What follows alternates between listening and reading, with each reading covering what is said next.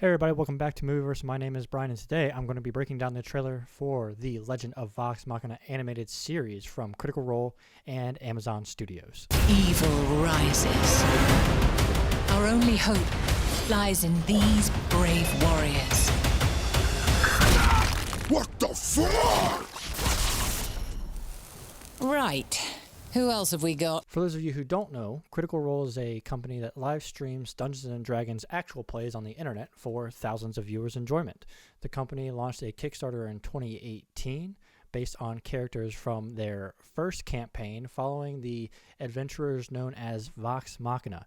That Kickstarting campaign became the most popular film and TV Kickstarter ever, with over $11 million being funded from the fans. Now, Amazon Studio has gotten involved, and there will be 2 seasons with 12 episodes each. Now, with that out of the way, let's jump into the trailer.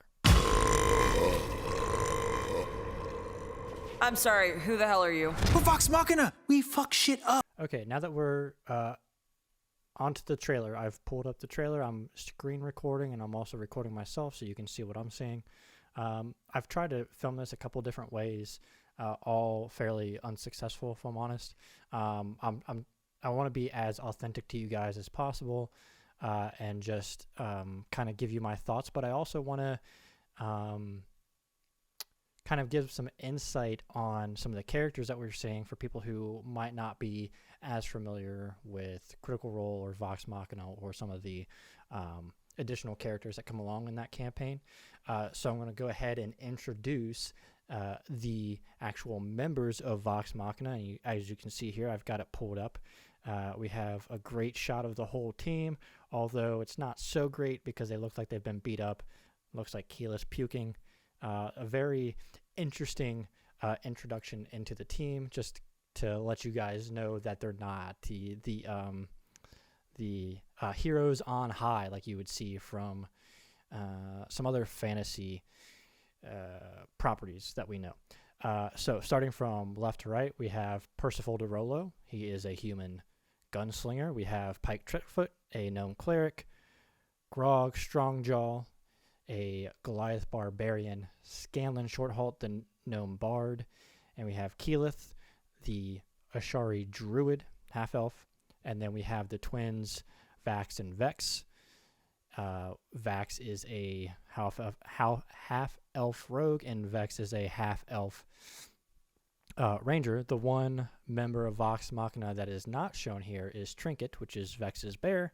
He is outside being watched by some guards, as we've seen in this trailer.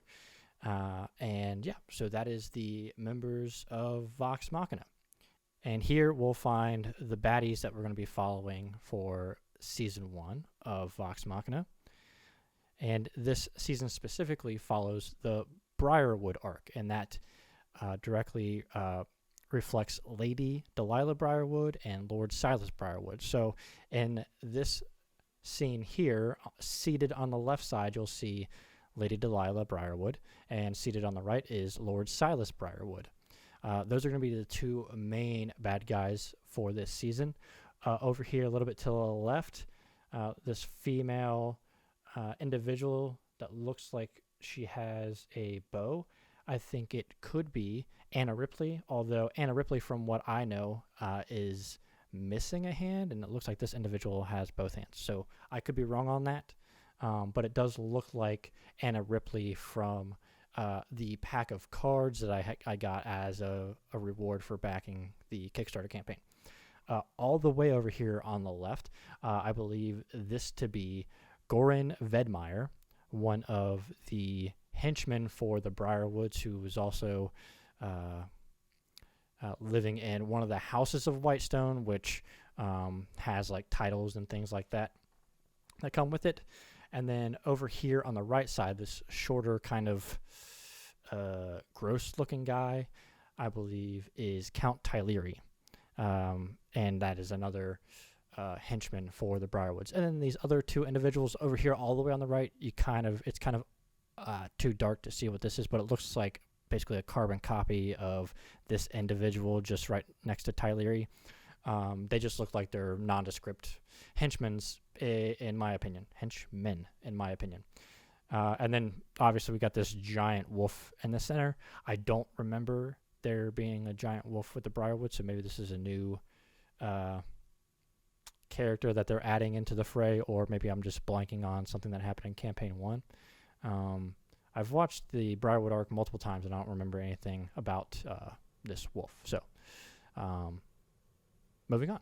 Okay, so this next group of individuals are known as the Tal'Dorei Council, at least most of them. So we're going to start from left to right again. Now, some of these characters are not characters that I recognize from the Tal'Dorei Council, so I'm kind of putting things together here as we go. But at the very left and in the front is Lady Kima of Vord. She is a paladin of Bahamut, the Platinum Dragon. I believe she may be played by Ashley Birch, but somebody else in the comments mentioned that it's possibly Erika Ishii. So I'd like to thank Joshua Natasi and Isaiah Welsh for that. They were pointing those things out. So thank you guys for commenting with those remarks and the trailer reaction that I did for this trailer. Next is this blonde gentleman here, who I believe is Brom Goldhand, who is the Master of Law and head of the Watchful Hall of Whitestone. And then next we have Alora Vysoren, Master of Arcana, and a very popular character from the first campaign. She interacts with the group Vox Machina quite a bit. Next, this man in the back here that you can barely see, I believe is Uriel Tal'Dorei, who is the ruler of the continent of Tal'Dorei. And then here in the center, this is where it's going to start getting a little tricky for me. So this pale elf individual, I believe, may be a character named Lornak Scythe, who was the Master of Development for a time before they were found to be in with some illegal business, and then they were removed and replaced by someone named Theodorn Kraz, which is the individual that we know more from the first campaign. So this individual in the center here, I think, might be some of those changes that they might be making to the campaign that they've mentioned in some of their videos leading up to the show coming out. They've said that there's going to be changes that are going to be made necessary to the story. This might be one of those changes. I don't know how necessary to the story it will be or how much of a role this person will play, but there looks to be some differences there. All right, moving on next to this individual in the purple skirt with the reddish cape. This is another individual that I'm not necessarily familiar with offhand. There was a character who was a dragonborn that was named Tofor Boisterous, who was a dragonborn paladin who did not have a tail. This individual has a tail, it looks like, but they also have some horns, but they don't look like what I would think a dragonborn would look like, so I'm wondering if this is how they are portraying tieflings in the show. Even if it is a tiefling, tieflings aren't necessarily welcome in all forms of society, but that could change for this show specifically. Excuse me. So this could be that character, or it could be a changed character. Could be the coin mistress of Whitestone, who in the campaign was named Hannah Wesserin. So that could be another change that they are making for the show. The next character down here is Seeker Assume, and I can tell that face tattoo, halfling stature, that type of thing. That is definitely Seeker Assume, who is the Master of Information for the Council of Tal'Dorei. And then moving on here, the last person over here on the right, this looks like a half-orc individual, which I don't remember there being a half-orc on the Tal'Dorei Council.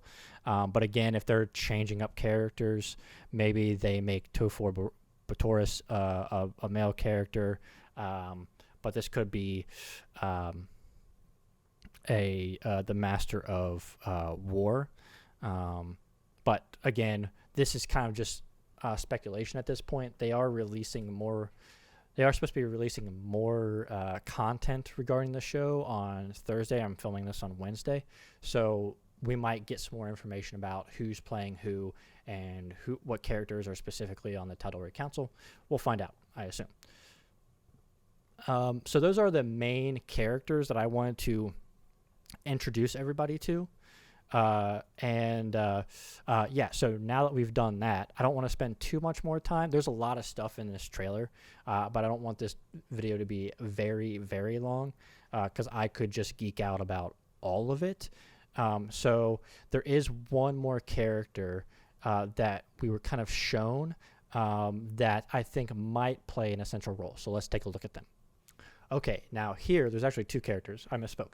Here, we can see Percy with his gun. Bad news. It's his rifle that he uses. We have two characters that are being shown to us in this scene that we have not been shown before. So first, on the left, there is this possibly dwarven individual, which I think could be... It doesn't match the description of any specific characters from the first campaign. However, I have a couple of ideas of characters that it could possibly be, depending on if they wanted to introduce a character in this storyline that might have been introduced prior to the storyline in the first campaign or after the storyline in the first campaign. So my first and most likely guess is Kashaw Vesh, played by Will Friedle. And they technically meet him prior to the Briarwood arc, but I could see them bringing him in this storyline. The next guest would be Carrick, played by Patrick Rothfuss. They technically meet that character after the Briarwood arc, and this doesn't really resemble Carrick, at least the description that we're given from the campaign. So that's why it's a possibility, but I think is less likely. And then Thorbeer Falbeck, played by Will Wheaton, who they also meet before the Briarwood arc. I don't know that they're going to introduce that character into this storyline, which is why I think Kashaw Vest would be the most likely that they introduce. But then again, this is just speculation, and maybe we'll learn more on Thursday. The next character in this scene that I wanted to point out is right here on the right side with the white hair in the center, with a little bit of dark hair on the sides. That is Percy's sister, Cassandra. We do not know who is playing this character yet, but that is a character that will be in play for the show. With all of those characters out of the way, now we can just kind of geek out about a couple of things that we've seen in the trailer that I just want to mention to you guys real quick. So let's start at the beginning. And here I'm actually going to play it with audio so you can hear what I'm talking about and what I'm about to reference. Evil rises. Our only hope lies in these brave warriors. What the fuck? Right. Who else have we got? Okay, so a couple things that I want to point out here with the beginning of the trailer. First off, the voice. Jeff Jayway had a question regarding the voice. He thought it might be Laura Bailey. I don't believe this to be Laura Bailey's voice. I actually think this is Mary Elizabeth McGlynn. She is the voice director on the show, and I believe, and this is just my speculation, I believe she will voice for the character of the Raven Queen. Now, that is that's a very long stretch for just the very little bit that we got here, but hear me out. So first, she's narrating it, and Matthew Mercer talked about how they didn't know if they were going to need a narrator for the show, and maybe they don't have a narrator throughout all of the show. Maybe it's just for the trailer here. However, a lot of the themes about the show are going to be the strings of fate pulling these characters together and that type of thing. Well, the keeper, as it were, of those strings of fate is the Raven Queen. And we know that the Raven Queen has a lot to do with one of the characters specifically in the show. And so it would make sense for that god, the Raven Queen is a god, by the way, for the Raven Queen to show up. So that's my guess, is the Raven Queen will be voiced by Mary Elizabeth McGlynn. The next thing that I wanted to point out here, which is no thanks to me, one of the viewers, let's show them before they're all smashed up. Here we go. Another commenter on my trailer reaction was Don Mayo, and he pointed out that these characters at the beginning are a parody of Lord of the Rings. Upon first watch, I didn't recognize that, so thank you, Don Mayo, for pointing that out.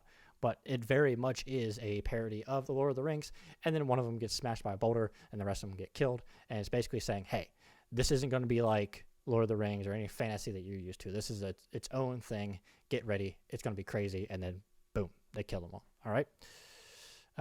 Moving on in the trailer. How did I almost forget Gilmore?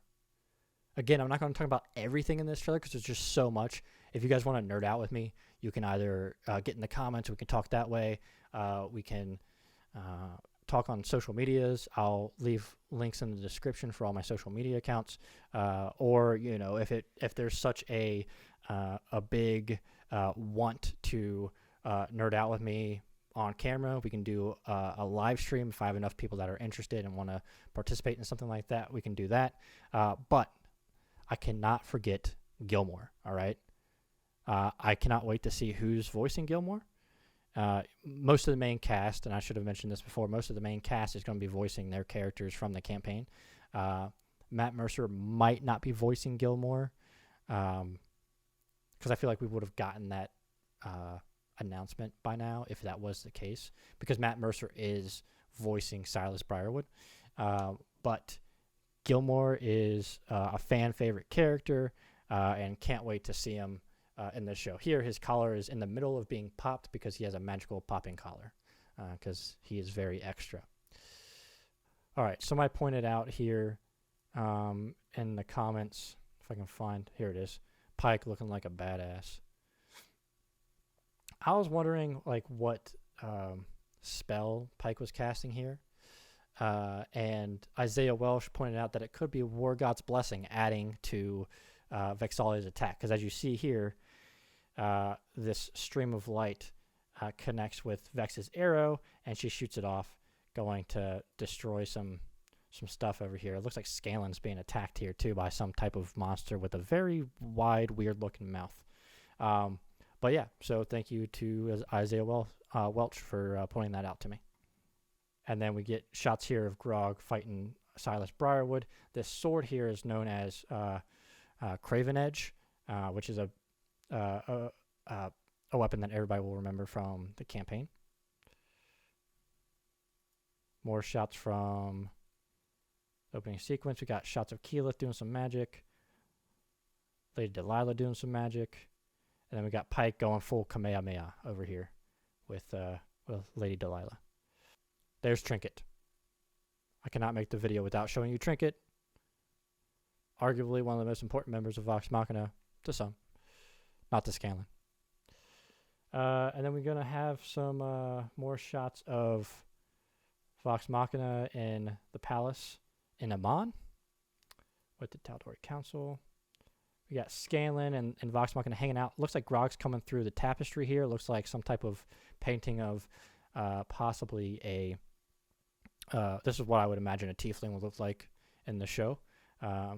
Looks like a naked tiefling, so I'm not really sure where this could be. And then Pike going off to fight something with looks like Vax and Percy. Keyleth using some grasping vines.